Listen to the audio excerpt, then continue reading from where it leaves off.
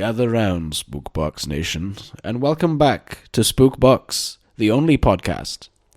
I'm joined as always by my two semi-sentient finger puppets, Heather. Hi. And Connor. And this week we are taking a look at animated David Firth's Salad Fingers series. Guys, very early, well for me at least, very early internet sort of fodder, the kind of thing that I would get my friends around the computer to say, like, check out this weird shit. Look at him. Yeah. Or your older sibling would peel your eyes open and make you see it. Make you watch it, yeah, definitely. Before we get into it, I really wanted to ask, like, what did we think of Salad Fingers in 2020? And what memories do we have of Salad Fingers, indeed, from back then? I didn't understand it when I was younger, obviously. And I was a child. But a child. I was but a child. So a wee bairn. Yeah, just confusion, but not necessarily reluctance to revisit it. And I found it really interesting watching it in 2020.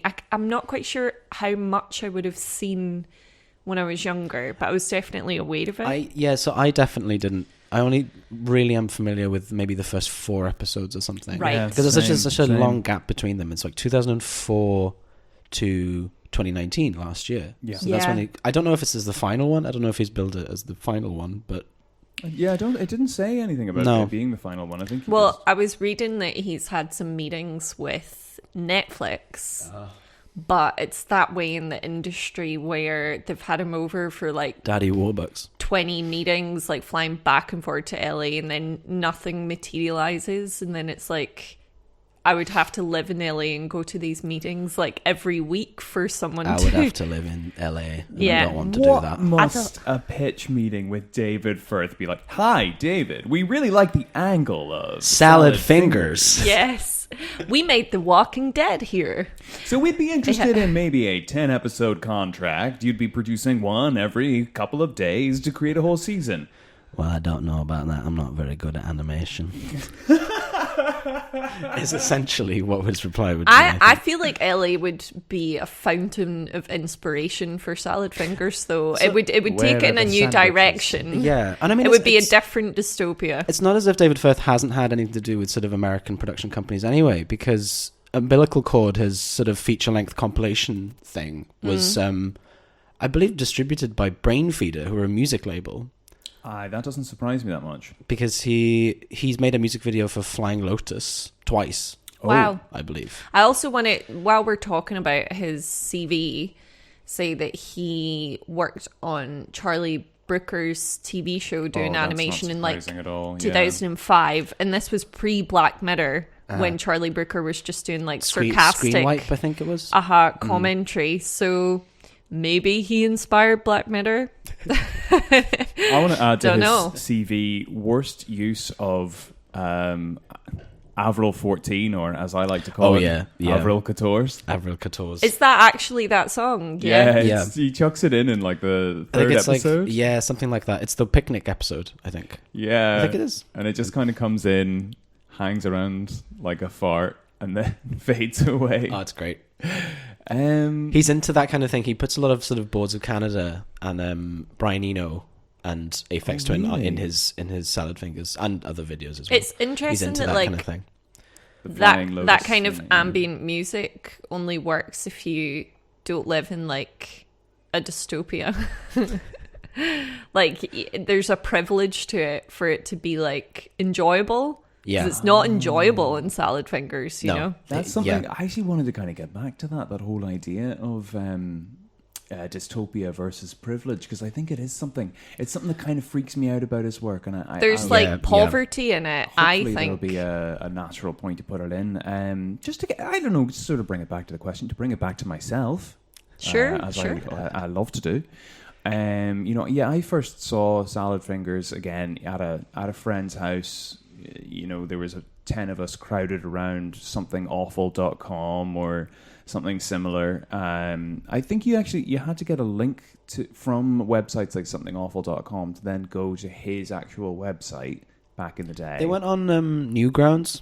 I feel like they were on Newgrounds. Really? I think I might have seen them on Newgrounds. I'm pretty sure that we had to Pre-YouTube. navigate to his website specifically. Definitely. Oh God, pre-YouTube. Yeah. definitely. But I think that Newgrounds is where I watched them. Maybe E-Bombs World. I'm not too sure, but Sure. I think it was the somethingawful.com forums, and we gathered around, and the idea was to just watch these scary cartoons, and the bit that my friends found most frightening were the odd sound effects. Those stings. The Yeah, I sounds. thought they were there.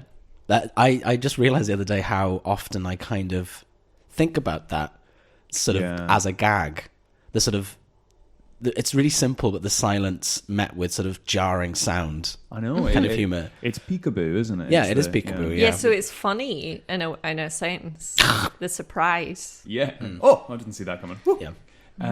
But the thing that I found most disturbing at the time was, as you're talking about here, this distance between dystopia and privilege. I found it just terrifying, the idea that there's this character somewhere out in the wilderness, whose idea of reality is so fractured that they've become homicidal and just demented beyond all reason. Now, I actually think that it gets a little easier to bear now that I've seen the later episodes. David Firth makes it quite clear that Salad Fingers is not human. You think I so? suppose so. Yeah, that was my reading in the later episodes. Maybe or perhaps we don't know about this Great War thing. There's mention of a Great War. Well, yeah, I had a reading of that.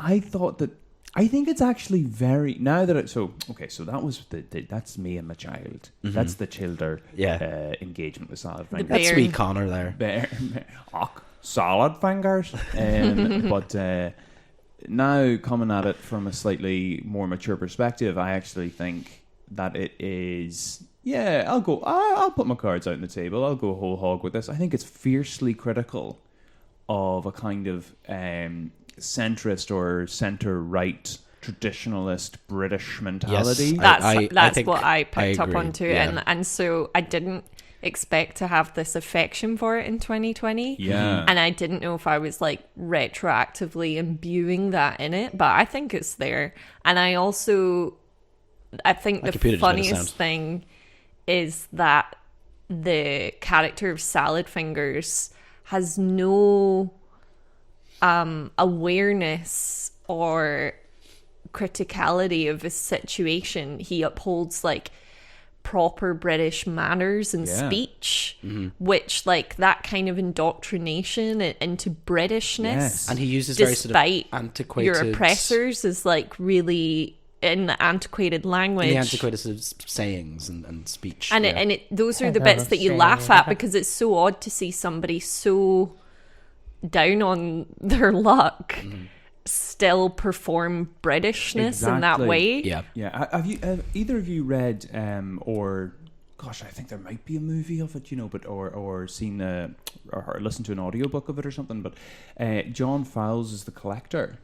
I haven't, but it's no. always You mentioned it recommended. before. Yeah. Oh man, scared the absolute bollocks off me, so it did. Is he a British author? Is that Ooh, or you just think it's I think relatable he is. in terms of I always the thought he was British, but I might be wrong about that. like sort of personality? it's of well, I don't know. Salad I thought Fingers. it was very appropriate. I thought there's a lot of connections between two, but the antagonist in The Collector is sticking very rigidly to very conservative British ideals, and has fiercely repressed sexuality. Yeah, the repressed sexuality is definitely an interesting point to bring up, actually. I think that fits under the umbrella of, like, conservative Britain, for sure. Yeah. Like, to me, he's a Tory, but, like, a pitiable Tory, because he's a poor Tory. That's Salad Fingers. Immigrants. Yeah, exactly. Yeah. Right, well, before we press on, shall I just read off a little synopsis of what I could sort of scrounge up? Yeah, that Yeah. would be great. Yeah, try to synopsize Salad Fingers. You know what? I'm just trying to sort of highlight a few of the sort of main moments and just give a general vibe of what to expect from a Salad Fingers Okay. video. The 11 episodes of Salad Fingers revolve around the bizarre antics of Salad Fingers, a green hunchbacked individual who has a loose grip on reality. Fair to say? Yeah, I hope it's fair to say as well that your accent has gone weirdly Northern British. This is much more like it has had a bigger impression on me than I thought it did. Salad Fingers. Salad Fingers. Fingies. He has a Northern English accent and 3 long, tendrillous, quote-unquote, fingers on each of his hands. Or, to quote another David Firth animation, the Jerry Jackson one, where he parodies Salad Fingers, no, I'm the Salad Man, and I live in a house, and I'm right creepy, and like, whoa, it's right sick. There's horrible things happening, and I got creepy fingers. Jerry Jackson there. The first few episodes introduce us to the habits of Salad Fingers, such as his love of touching rusted objects, in particular spoons, and the menagerie of inert objects he calls his friends, such as three finger puppets, Hubert Cumberdale, Marjorie Stewart Baxter, and Jeremy Fisher, and the corpse of a man named Harry, whom Salad Fingers calls Milford Cubicle. Salad Fingers lives in a desolate wasteland in a small shack numbered 22. As the series progresses, more details about Salad Fingers and the world, or at least the world as he perceives it, reveal themselves. There is, or was, a great war during which Salad Fingers' brother Kenneth was a soldier. In episode 7, Salad Fingers finds a corpse outside his house, whom he recognizes as Kenneth, apparently being on shore leave. The tree outside Salad Fingers' house, which he calls Mr. Branches, is apparently sentient, speaking in the voice of a distressed child. In episode 9, a gooey black mass bursts from Salad Fingers' stomach. Believing he has given birth to a daughter, he names the black mass Yvonne. In attempting to give away Yvonne to his neighbour, he forgets and instead washes his neighbour's windows with the black mass.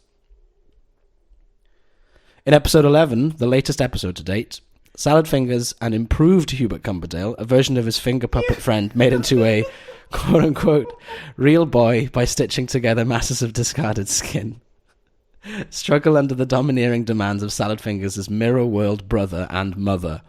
After a slew of psychedelic imagery, and I think some of the best in the series, I think we can probably agree, the mirror world Salad Fingers switches places with the real Salad Fingers.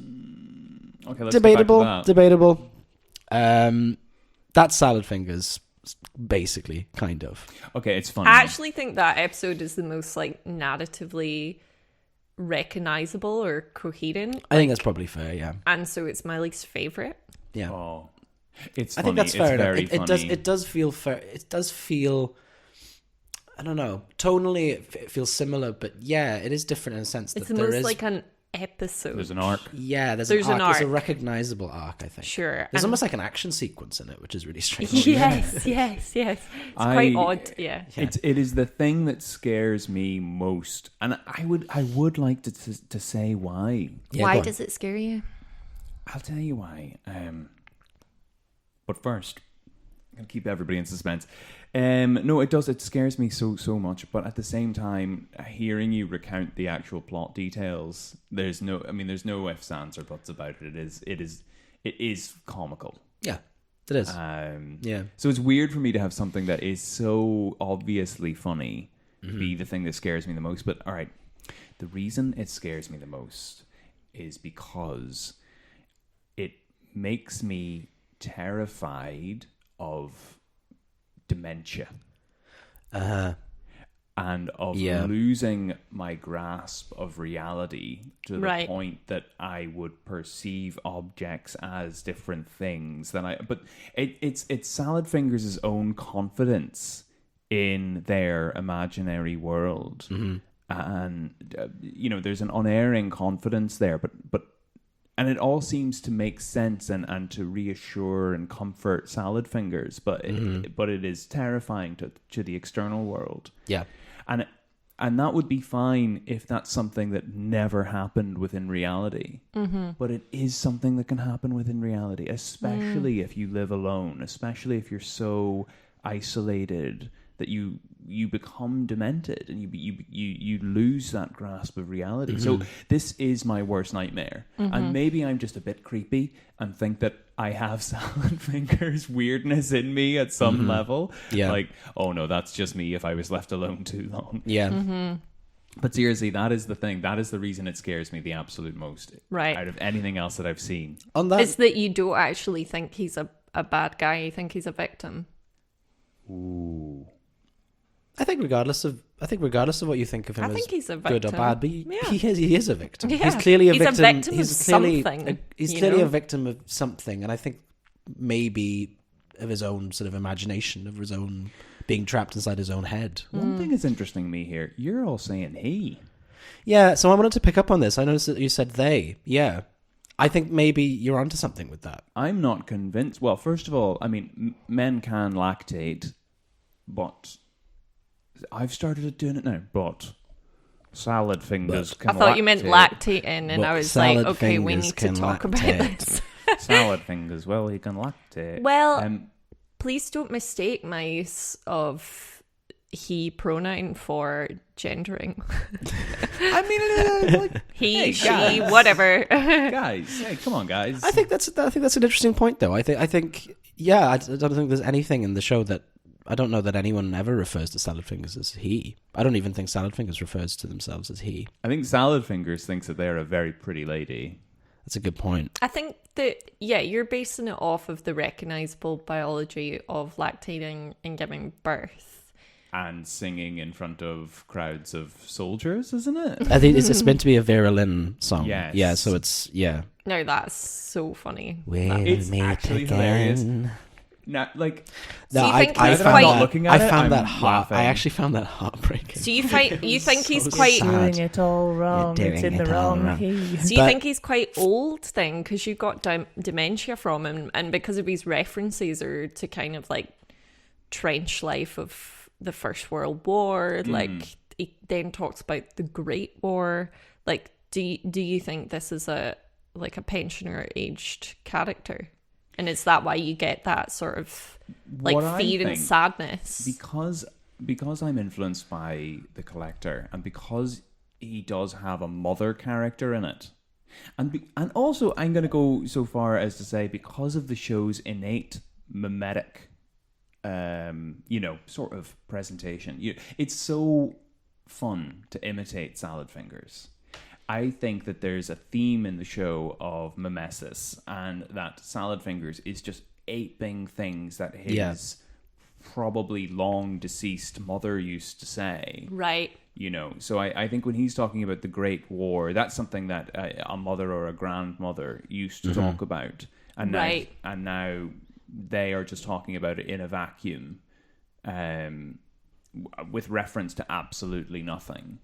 So just the same way that like the Daily Express or the Mirror, any right wing Murdoch paper will just ape keep calm and carry on, and just it has these endless looping echoes of nationalism and patriotism about Britain That seem to be emptied of all meaning, but a connection to a kind of nebulous collective past. Exactly. Yeah. But I think that like the way that he's aping them in his particular environment and context, to me, shows how people ape them in contexts where it's not appropriate as well. Like, it's never appropriate, but this idea of there's a greater power of Britain. Yeah. Like he's spouting the propaganda, but like look at his life, Yeah. And that's what really Exactly. resonated with me, was the the unquestionable adherence to the British ideology and the discord between that and his lived reality. Like, There is a sense as well of, I think of things like a faded empire. It feels as if Salad Fingers lives on the fringes of a kind of faded empire. And, I don't know, like people who sort of valorize that sort of time. Yeah. They do feel as though they live in a kind of wasteland waiting for the empire to rise again. and like in terms of these wastelands, like I started reading a bit about and around the Boring Dystopia Facebook page that Mark Fisher made Yeah. of Britain, where it was like a sort of project for people to like self-submit photos of things they'd seen as opposed to share memes or other content. Like, just let's share everything we're seeing at the ground level of Britain and how much of a wasteland it is, kind of thing, despite all the propaganda, just to cut through it. Which then gets shut down and then by Mark Fisher, but then obviously Mark has since died. So it's a really interesting thing to look into, like his research and his ideas and his thoughts on Britain. But since I've been reading about that recently, I couldn't help but see Salad Fingers through that lens. Yeah. And this idea of like a British wasteland where people continue to harp on about the Great War and continue to perform manners, but there's barely any food, and people have lost their minds. One of the things that it's interesting that you bring up Mark Fisher, because one of the things that I think Mark Fisher, having formerly been a sort of music writer as well as being a political sort of writer, I do see Salad Fingers in 2020 as being this part of this sort of continuum of post-punk almost. Of being a sort of distinctly countercultural British phenomenon. Maybe more specifically English, actually. I see things like, I don't know if you guys have read or heard of England's Hidden Reverse. It's a book about sort of avant-garde DIY production in the UK. I think of Salad Fingers being of a kind of the same kind of thing as like Nurse with Wound and things like Coil, people who do play with these shapes of sort of almost like archaic Britishness. There's one Nurse with Wound recording in particular that I think of called Soliloquy for Lilith, and I think that's what it's called. Oh, it's a different one. And it's just this long piece of this child talking to themselves and this sort of haughty British woman going, "Don't be naive, darling," as if to sort of, it's sort of cartoonish. It's cartoonish sort of Englishness repeated to the point of becoming sort of terrifying, becoming that's it is cartoonish. Something like madness. And that's it. The similarity to madness is if you're from one of the kind of borderline communities to that, if you're raised in Britain but not in the heart of that indoctrination and madness, then you view it in that way. You're never really in it, and so you see it for what it is, because there's maybe like a failed indoctrination in your community. So I've always seen the madness in it, and like if you there's obviously so many accents across the UK, and if you grew up with one that wasn't RP, like chances are you had some form of indoctrination in your school to speak a little bit more like this. So we've all experienced that, and then Salad Fingers is just a very cathartic character because he has successfully taken on that accent, some could say, but he's absolutely fucking bonkers. He's lost his mind. Like, he has the required Britishness, and also I think, but look at his lived experience. There's also some kind of catharsis, and I think in the sort of violence and the gore of the series, I think as well, that does feel counter to this sort of idealized idea of Britishness and of good manners and of good taste. Because it is the British Empire, which obviously comes to mind with the references that Salad Fingers makes when he's speaking about great wars and the building of this Britishness and the British ideology. Like, the British Empire and the violence they committed has always been concealed. It's never, if you're part of the mainland, not the Commonwealth of countries that were colonized, you've kind of been given this indoctrination about how great Britain are, but none of the gory details as to how that greatness was achieved. So I think the gore is a really good inclusion in Salad Fingers, because I guess there's like a collective unconscious of like, but what happened? Like, Yeah, there is meat and there's rotten flesh behind Britishness. The two go hand in hand. Yeah, the thing that I can't help but think about when I consider mad Britishness is Samuel Beckett's "Not I." Mm-hmm. Yeah. That Yeah. mouth with a British accent just sort of harping on into the darkness. Now, I don't know if it's always done with that British accent, but there are some allusions to certain things that are interesting. Or I suppose Harold Pinter as well. Have you seen? Have either of you seen the?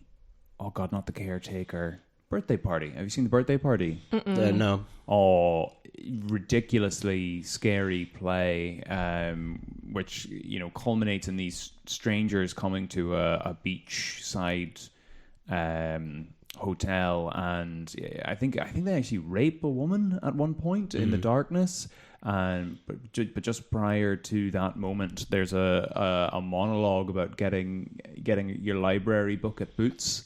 Yeah. And about the Great British Empire, and it's crazy because this was done in like the 50s, so it's.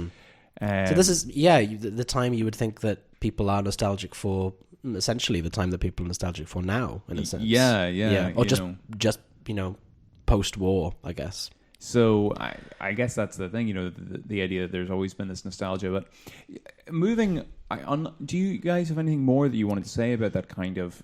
I suppose British colonialism that's coming just into one more thing. I guess like it brings to mind like Germany and how, I interpret that they met their atrocities sort of head on in a sense, and like Right. German identity now is kind of relieved of some of the pressure and the guilt of the past maybe, but I don't think that has happened in Britain. And I think as far as you can tell, there were people who were able and willing to do that. Work. It was mostly a sort of the next generation. Yeah, But I just people who were wanted kids to say during that comparatively, the Third Reich. like if you want to compare to Germany, and like I think about Berlin and the kind of nexus of sort of freedom and discovering your identity it is for so many young people now, that's taken place somewhere that previously has this like very difficult, violent past is really interesting. Whereas if you compare that to Britain and how confined and stuffy it feels, I think it's just to do with that reluctance to like air out your dirty laundry, man. Like talk about it, like and the whole idea of just like shutting it up. So it is interesting, but sort of just to add to that instead of, I think there being a sort of a right way versus a wrong way of doing things, I think instead, I just wanted to compare, like, but yeah. No, but just not saying yes or no, but instead, adding to that, I think what we see with things like that comparison is the cycle of sort of the acceptable center and the outside of the center and periphery of ideology, where in Germany, yes, there has been an attempt within the kind of center, within dominant political parties and education systems and education policies to deal with the legacy of the Holocaust and to deal with the legacy of the atrocities of the Second World War. But now what we're starting to see on the periphery in Germany is a rising interest in right-wing politics, which is really disquieting, particularly down in Austria as well, a different country, but nevertheless. And then I think by comparison, what we have in Britain is that within the centre ideology, our current dominant political party adheres very closely to these ideas of Britain's former greatness and our periphery, our most questioning academics and our writers that have a political bent, continue to question then that past, or you know, an artist like David Firth, you know, questions that political past and political ideology. I absolutely know that people are doing that and working to do that in the arts and in academia, but I get the sense that the government has never owned up to things. Oh yeah, no, absolutely. And that was just the comparison I wanted to make, was that, like, I think that could make a difference, maybe. Yeah, no, but maybe it's too late now. Again, I don't know. I suppose all I was saying is just that, you know, more than there being, I think they should. I think that's really interesting. They should do it. You know, you stick your oar in, because surely you want the center to be better. You don't want the center to be weird and right wing, but you know, just that the center always begets the periphery. Right. So yeah, you sort of get with that. Anything else to say about that kind of colonial side of things? Because there's something I want to go on to. There's probably more to say about the colonial side of things. I think maybe I was trying to get at that while I was watching, but I couldn't quite put my finger on it. But yeah, because there is an immigrant reference. There's an immigrant joke in it. Or I think it's actually "you dirty immigrant" or Dirty something. Immigrant. Yeah, about oh god, I was going to call it Benedict Cumberbatch. It is definitely not called Just Benedict some Cumberbatch. collection. I think I think David Firth predicted Benedict Cumberbatch. What is it? What's He the birthed him into Hubert- creation. Hubert Cumberdale. Hubert Cumberdale. What's the horse called? Oh, Because I wanted to call him Horse Horsington, but it's definitely not. Oh, okay. I'm gonna look this up. Okay, because I really liked the horse. I thought the Yeah. horse was really sweet, and it seemed like Salad Fingers cared about the horse. Yeah. Because when Dr. Patanak or whatever he was called ate the horse's insides, he's like, I know it hurts. Just let the doctor eat your blood. Eat your blood. So what I wanted to say about the dirty immigrant line was that I felt like It was Horace Horsecollar. Horsecollar. You know, I felt like the sort of there was a subtext of you know, British ideology and questioning or queering British ideology under the surface, and then I felt like that line draws it out, makes it explicit. You know, this is an absurd cartoon that is critiquing British identity. Now, you know? when did that episode air? The one with that line? Because I wonder if That maybe was a newer one. I think that one was. I think that was 2018. newer, and I wonder yeah. if that made, you know, I wonder if the impact of like the kind of turn to the right in the last. It's 2007, episode 8. Oh, it's 2007. I feel like Oh, I thought it was episode 9. he was really ahead of his time then in terms of like that critique. Well, if you sort of consider what was going on in 2007, Even you know, there then. was the rise of that sentiment that was starting to Sure. drive. You know, because you know, around 2008, you had Gordon Brown as prime minister, and you know, a huge loss of faith in Labour as a political party. You know, there was the right. I mean, because there were was it EDL or was it BNP references in Peep Show around that time? EDL. It was Yeah, I think EDL, wasn't it? EDL Yeah. because of there's that one episode where Mark has a racist friend. Oh, but also Jeremy goes to that. We've gone way off topic. It's okay. I Jeremy, think these are all, It's all of a piece. related, I don't know, yeah. I think they're all of a piece. Jeremy goes to all good. that life coaching seminar. That's right, He yeah. says, her EDL membership card fell out of her purse. And she still gets the life coaching certificate, whereas he doesn't. But yeah, I think the colonial thing definitely is there.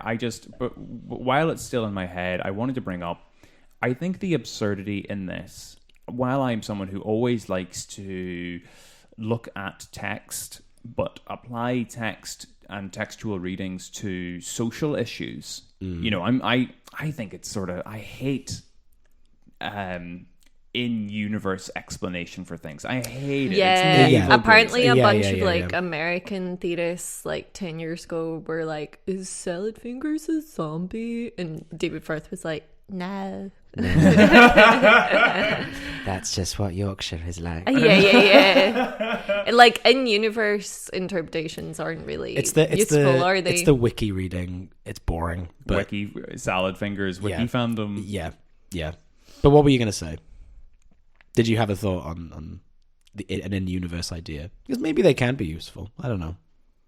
Because I do think that You've there are gone sort of somewhere. there Is are he sort okay? of within the series of Salad Fingers. I think there are sort of very subtle references to other episodes, as if to imply that some objects have some special qualities, and they sort of become our reference later on in the series. This is exactly it. Go on then. It's happening. Yeah. What? I think because the absurdity of Salad Fingers is so extreme, Yeah. you can't help your brain to try and save you from going genuinely mad. Tries to create logic to this world. The thing that did it for me, the thing that triggered me into attempting to create some kind of wiki fandom reading of Salad Fingers is the salad fingi. If I may pluralize Salad Fingers. Right.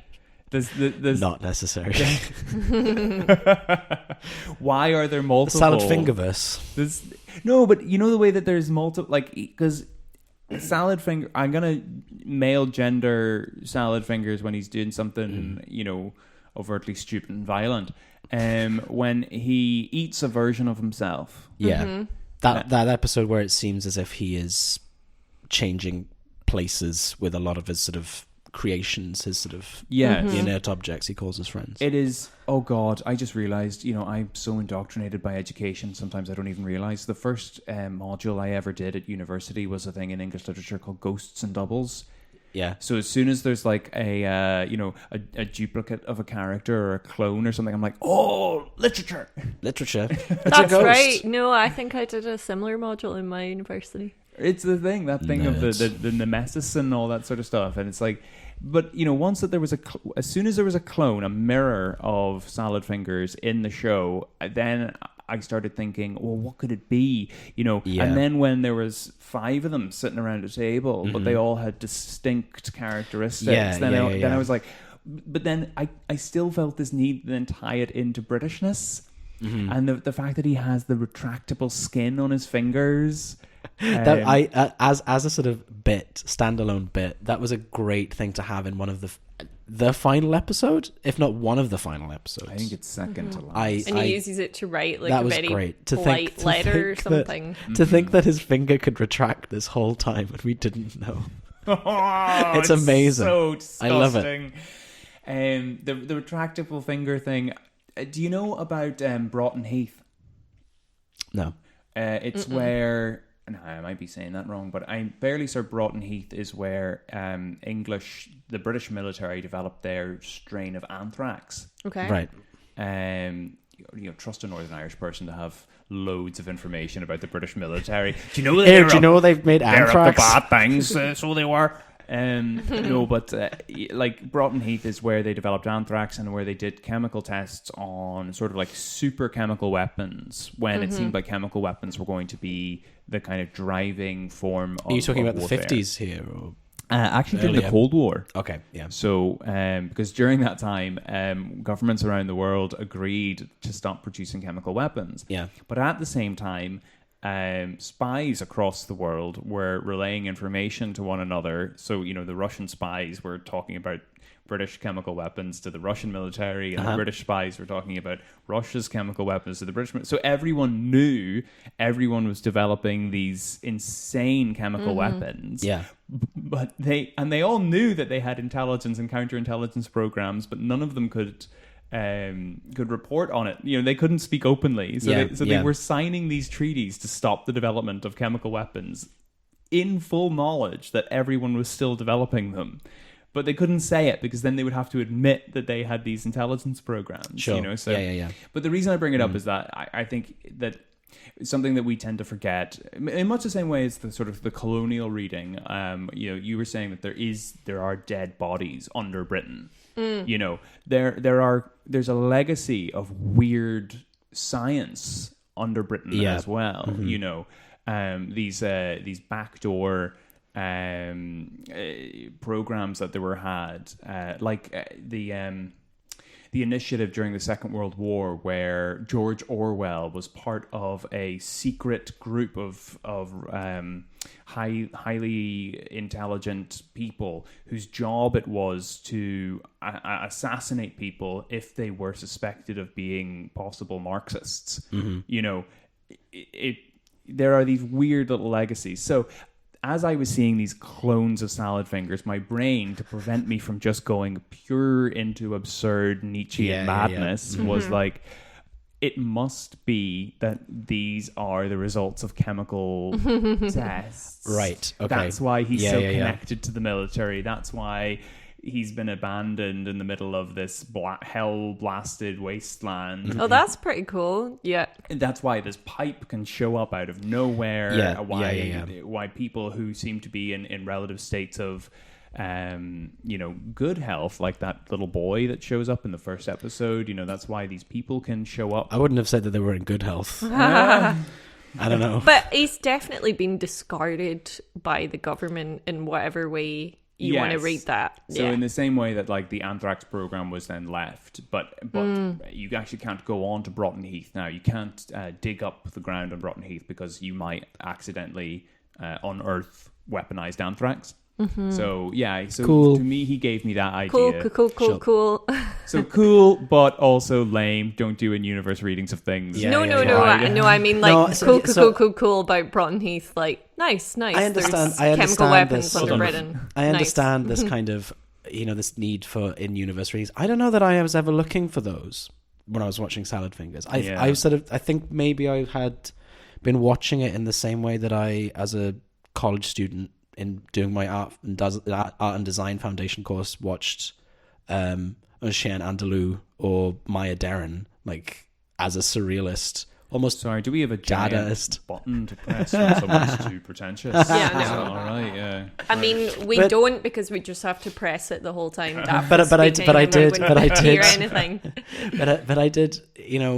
I felt like something like Salad Fingers appealed to me, I think, at the ages of 18, because I could see that what was happening was just sort of non sequitur. I thought of being just sort of a series of images put together simply to provoke something. Dream logic, some kind of reaction in the viewer. And the fact that a lot of it has to do with body horror is just a sort of bonus, really. That is, it's trying to sort of. It's drawing attention to the kind of fleshiness and the kind of disturbed nature of humanity itself. Along those lines, can I tell you about the nightmare I had last night? Yeah, absolutely. Go on. So I had a nightmare that we had David Firth on the show. Okay. I mean, he has been sat right there this whole time. Hi, David. You all right? Yeah. I'm all right. Yeah. I've got two voices. I like that He's got an echo. We had David Firth on one hand and Kate Bush on the other. I like salad fingers. I do it with an Adam's apple. What do you want me to do about it? I had this dream that we had David Firth on the show. Yeah. And then, in the third episode, I think it is, where Salad Fingers ends up in a box. Yes, in the cage. And then he's able to somehow show that he has, like, mastery of this universe. Yeah, where he draws that curtain. And then flies away on a rusty... That, I think, is the most dream logic episode, but just that little curtain actually really freaks me out. Oh. And I dreamed that we had David Firth on the show. Everything was going really well. And then at some point, he just started going, I don't like this. And then he just lowers the curtain. I need to leave. And drip the curtain, but that he was really frightening in this dream. Yeah. And then he was able to just evaporate and disappear after dropping a curtain on himself. So yeah, that was my nightmare last night. It's hard to make nightmares as scary the day after as they are at the time. I woke up in a profuse sweat. It's why I've been up since 7 o'clock in the morning today. Well, maybe that's like part of the effort with Salad Fingers is to make dreams watchable the next day. I don't know. Maybe it's to try and get David Firth into your dreams. Maybe this is this is next level YouTube subscription Inception. shit.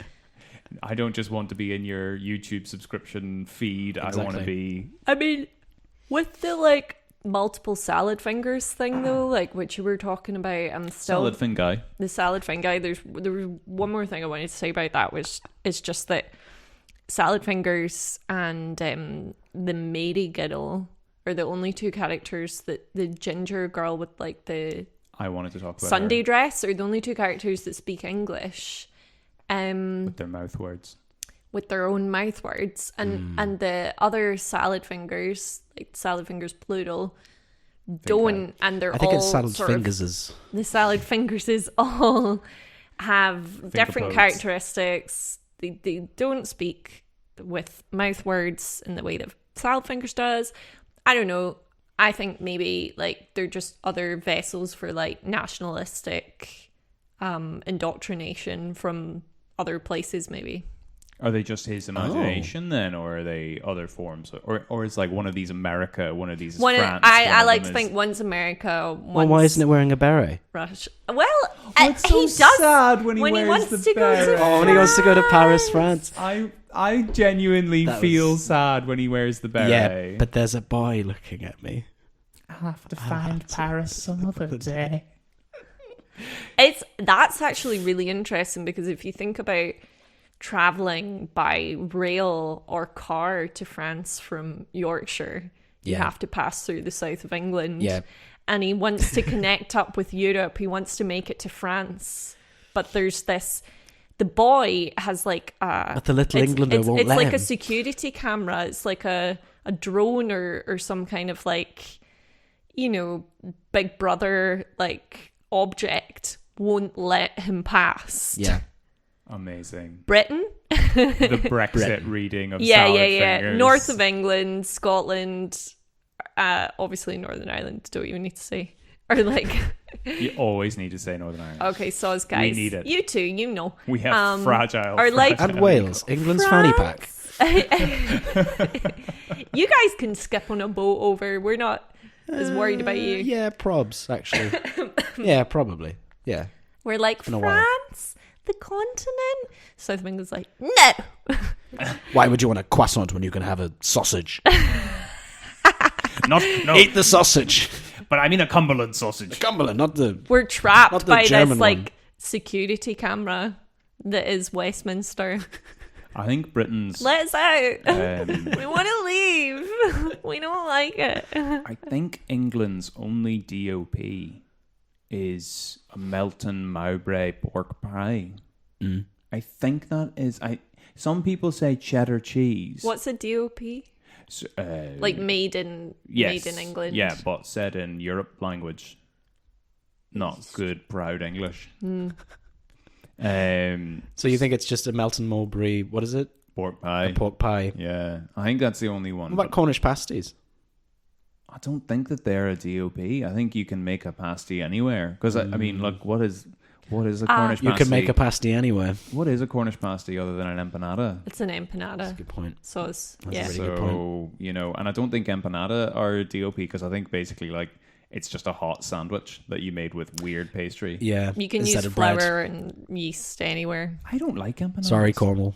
Love empanadas. I don't know. I think I'd rather a sandwich. Yeah, I think Speaking I of get which- like to Speaking go of sandwich. to Spain, but It's I the only- can't. There's it's a the only weird man normal looking food. at me. Sorry. I'd like to go to Brussels, but I'd there's a like weird to man go to looking. Spain, but there's a weird man. He won't let me past. There is a weird man. That's meant to be Boris Johnson. No, that doesn't work. Does it? Order. Oh my god, literally Brexit. Sorry. Fuck. That Can we- episode is just like resonating with me so much. Literally I'd like to Brexit. go to France, but there's a weird man and he won't let me leave. He's a weird man with floppy hair. That's a question. When was that episode made? That one had to be 2005. That would have been... Oh, okay, right, okay. So if it even, wouldn't- yeah. I would say 2002. Is David Firth just aware of sort of like an anti-Europe God, was sentiment? he reading newspapers and political books? It seems like he probably was. What? I mean, we were but We were just childs, listening to Limp so Bizkit. The thing is, he must be, what, 30, Not that much older. 32? Than us. maybe 10 years older than I'm us. literally 32. Well, he must be the same age as you, I figure. No. He might be. There's no way that he was making He might be. salad fingers I think he's when 38. He was 13. I think he's 38. I think he was Pretty rudimentary. making it when he was like 25. Well, this is actually something I did want to talk about. Yeah, I looked sort it of up. just Go on. maybe it'll be a nice way to get us out of the depths of this conversation. Yeah. Would be to say, you know, it is worth talking about the aesthetics. Yes. Or the This is technical. definitely something that I wanted to get to at some point. Yeah, the aesthetics. Yeah. What have you got about the aesthetics? Saying that the first one is rudimentary, I think, is a little bit dismissive. Yes, it is. Yeah. Because did you ever actually use Adobe Flash? Yeah, all the time. No, I didn't. No, I didn't. Oh, Adobe wow, Flash I feel used old. me. I Mother didn't use Russia. it. It used me. Actually, not just in Mother Russia, everywhere in the world, Adobe Flash uses you. That's why It uses you as like the vessel for its malware. ideas. Yeah. Yeah. Malware. That's why it's not used anymore. But Flash was really hard to use. Yeah, right. It was very rudimentary what you could do with it, and it is quite funny from someone who has also, you know, played with animation, has created animations himself. It's funny seeing things like even him doing parallax scrolling, you know, where there are different layers. There's 3 different layers of backgrounds in some of the first episodes. It's like you're like, oh, you found the parallax scrolling. That's awesome. That's good. So there are recognizable sort of methods of then when he starts using filmmaking. zoom, Yeah. in some of the later episodes, then I am fairly certain that he must have shifted to something like Unity or the Unreal Engine for the final episodes. I think because- actually just the final episode. I reckon it does have a sort of different feel to all of them. Really. I think that what we're looking at by the final episode is a 3D a 3D creation. Yeah, I agree. With then 2-dimensional layers on top of it, and he starts to use things like motion blur, and like the layering of different sort of textures and video playbacks on top of each other and stuff like that. So, which is sort of falls in line with the sort of other animations he was making at the time. He was using material quite a lot. He was, burning film and that kind of thing or at least what looks like he's burning sort of celluloid. It actually started to remind me of the Secret World of Gumball, Secret Life of Gumball. Yeah, I see what you're getting at. With that mixed media kind of approach, which made it a bit less frightening. 2D characters in a 3D plane kind of thing. Yeah. I find the first episodes more frightening. Right. Yes, I kind of see what you're getting at, because there's something about, maybe it's something about watching, for me at least, watching sort of Flash animations in 2020 when it doesn't seem like you see them anymore. Oh yeah, they just seem that much more detached, that much more sort of remote. They seem kind of crude, and like these may genuinely be the product of a deranged mind. Yeah. Whereas I don't think a deranged mind is taking the time to dodge and burn through different layers to allow those transparency effects to take place. I don't think you're taking time to sync up the motion blur effects of your 3D objects on a 2D plane. Whereas when it's just this horrible little ragdoll with its horrible stunted jump animation and no shadows, it kind of reminded me of South Park. Yeah, I think South Park was an influence. Yeah, for Firth. Yeah, definitely. So it's but it also then looks like Homestar Runner. But I don't know. Have I just aged myself? I think he also references I hear Tell of It in Legend. I think he also references like Monty Python and weird British shows. It's very Terry Gilliam. It is very Terry Gilliam, yeah. Where if you're comparing this to South Park, then like there's weirdness without explanation, and like a British audience is prepared for that, maybe. But it's also just like, if you think of Terry Gilliam's, I think specifically of Terry Gilliam's animations for Monty Python, the sort of little, I don't know what you'd call them, but definitely cut and paste, kind of just, what would you call it, collage type animations. Dadaist. Yeah, Dadaist. But I mean, there is just this sense of like, I am using the materials. There is a sense that he's just sort of utilizing the materials he has at hand. Yeah. And I mean, in a sense, I think pushing them to their limits, I guess. He's the child of 2 art teachers, and I think that's a very good like breeding mix. I only think art teachers should provide our children for the rest of time now. I love that GCSE art. Like, I like imagining, those Dadaist creators trying their best to kind of cut up the rule book of what is art in Paris in the 50s and 60s, and then it ultimately finding its home in the GCSE classrooms of rural British towns. That is cool. Right, we have no funding, and we have a stack of magazines. Some very that we got from the scissors. hairdressers after it closed down. I guess we're Dadaists now. The amount of GCSE art projects that had, because you have to set up these boards to get graded when you're like 15, 16 in Britain when you do art. So everybody has these big, A2 boards set up. The amount of them in my school that had Dada. Really? Like scrawled somewhere amidst these, what was meant to be a year of work that was hastily shat out in the last 2 weeks before the deadline.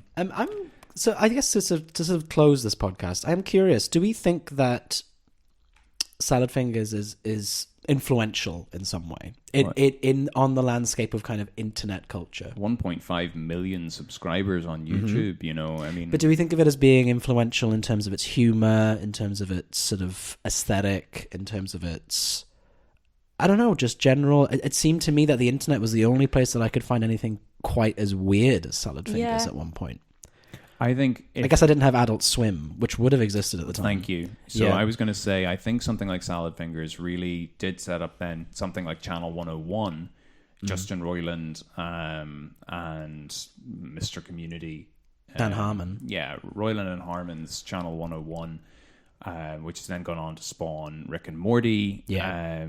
I don't know if you saw any of the Channel 101 stuff at the time, but there were things like Meet the Cosbys that had a very similar kind of sense of humor. You were always waiting for something really deranged to happen. Yeah. Mm-hmm. So has it inspired the mainstream? I mean, you can't really walk too far away from any city centre these days without seeing a fucking Pickle Rick t-shirt. Yeah. So, if you can, I think you can draw a fairly direct line from Salad Fingers to Channel 101 to Adult Swim to Rick and Morty. I agree, yeah. To Forbidden Planet shops Yeah. hawking Pickle Rick merchandise, And I'm really happy that people didn't forget about David Firth, didn't forget about Salad Fingers, that he has found a new place. And in a sense, I think David Firth brought this sort of midnight movie vibe to a sort of bigger audience, I guess. To an audience of 14-year-olds who had access to the internet. The only 12-year-olds, I guess. The only misjustice, I think, with the whole thing would probably be that Noel Fielding largely, just appropriated the kind of Salad Fingers. I hadn't thought about that. I did wonder about that. Right. I was thinking about Mighty Boosh. When was the first series of Mighty Boosh? Ooh, first series of the Boosh was probably 2007. Like the kind of like wow. creative nonsense babble and the nomenclature of the characters, like that reminded me of Mighty Boosh. So I think it was probably a reference point for it.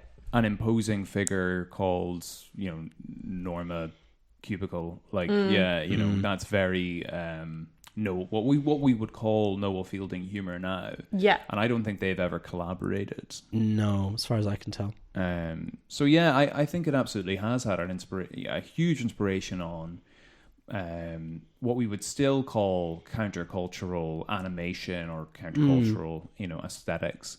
And it's great that it has maintained that countercultural element to itself. It still has edge. Yeah. It would be hilarious if David Firth ended up producing something for Netflix. I could see something on Adult Swim, Yeah. It's a wonder to me how that hasn't happened yet. I don't know. Like and subscribe. Let's get at us, Netflix, Shudder, David Firth. Yeah, who's this week's episode sponsored by?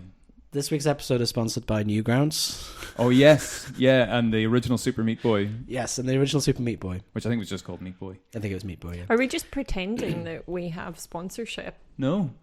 No, didn't you get the post? It was in the I post. didn't get the post. I'm out here in the wastelands. Netflix just sent us post. It Right. came to you via tube with no texture.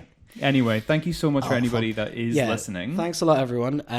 We'll be back next week with who knows what. I think it's a thing called Ghost TV, Ghost World. Cool. It's not and it's Ghost your Ghost week. World. It's your week, Connor. I don't think there are any ghosts in that. We are having a friend of mine who has a PhD in Shit. TV studies. Yeah, okay.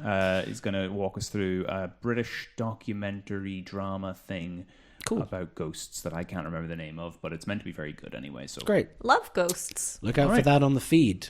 Okay. Spookboxes. Keep spooking. Keep on spooking.